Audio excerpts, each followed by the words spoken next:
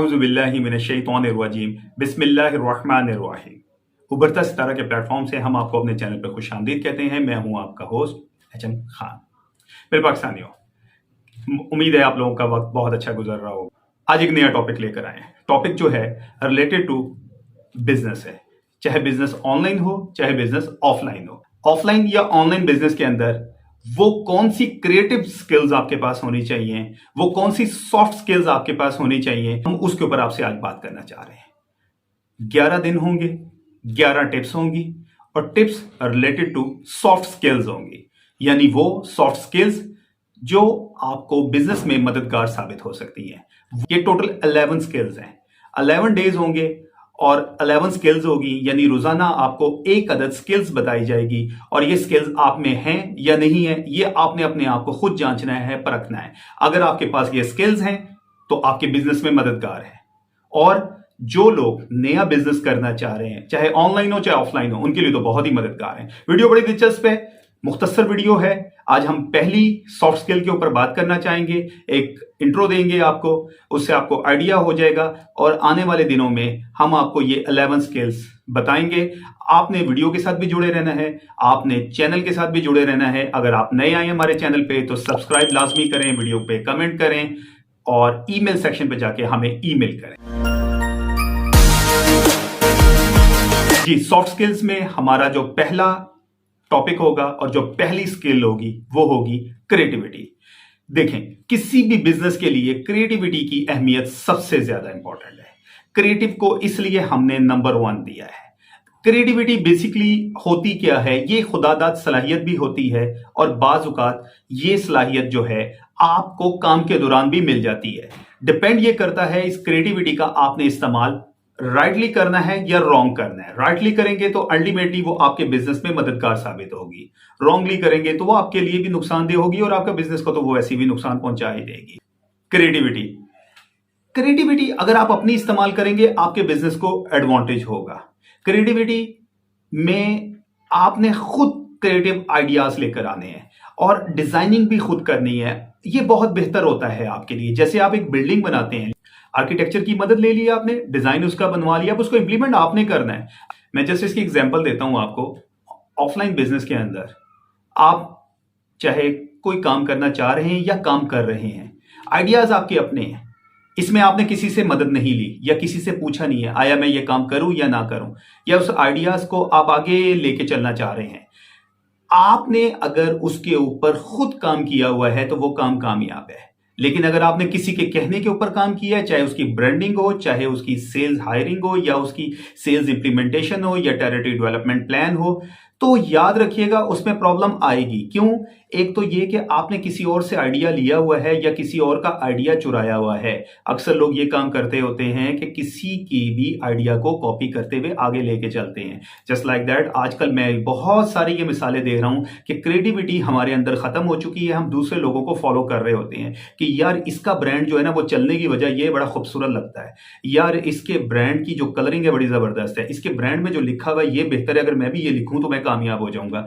यार ये आपकी गलती है, ये आपकी ख्याम ख्याली है और आप लोग इसमें बहुत गलत काम कर रहे हैं। आजकल एक कॉन्सेप्ट आपने फ्रीलांसिंग के अंदर देखा होगा, कंटेंट राइटिंग। कंटेंट राइटिंग में ये है कि हर बंदा ये समझने लग गया है कि यार कि मैं बहुत अच्छा लिख लेता हूं, मैं बहुत अच्छा बोल लेता हूं तो मैं कंटेंट राइटर हूं और मैंने अगर जो लिख दिया वो तो जनाब अली दूसरे के लिए जबरदस्त मिसाल भी बन जाएगा। हम उसमें क्या काम कर, अपनी सलाहियतें हैं उनको खो रहे हैं और दूसरों की सलाहियतों को इस्तेमाल करते हुए समटाइम कामयाब भी हो जाते हैं और मोस्ट ऑफ द टाइम नाकाम हो जाते हैं।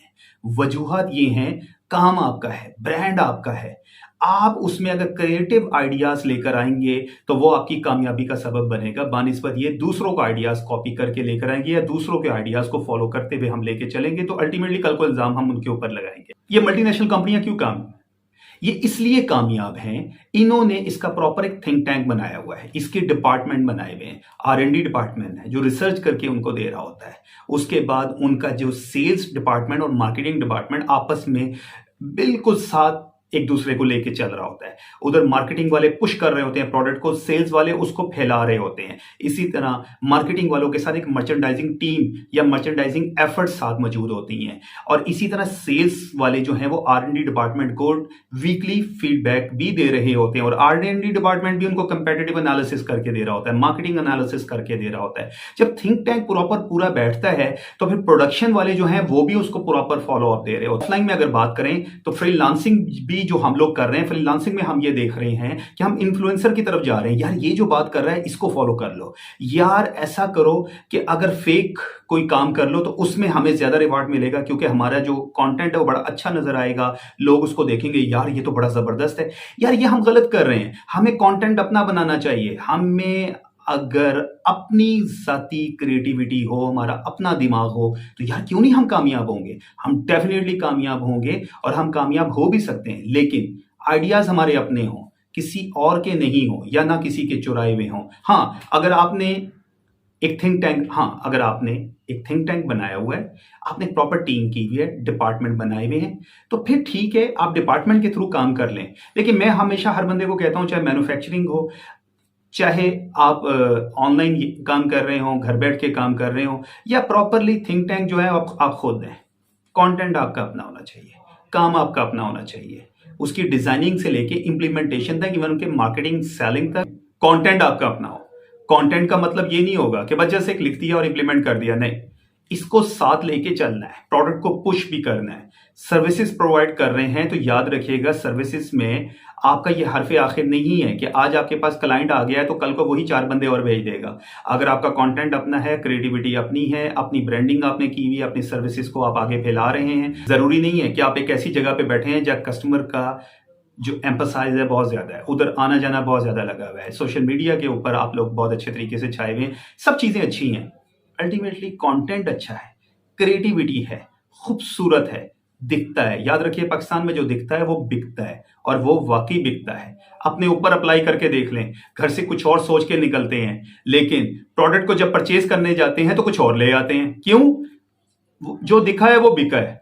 तो आप याद रखिएगा, सबसे पहली सॉफ्ट स्किल आपके पास क्रिएटिविटी होनी चाहिए। आज की वीडियो क्रिएटिविटी तक महदूद रहेगी, कल हम दूसरी स्किल के ऊपर आपसे बात करेंगे। उम्मीद है वीडियो पसंद आई होगी, चैनल को आपने सब्सक्राइब भी कर लिया होगा, वीडियो को आपने लाइक भी कर लिया होगा, और कमेंट्स में जाके हमें कमेंट भी कर दिया होगा, और ईमेल हमें लाजमी कीजिएगा। पाकिस्तान जिंदाबाद।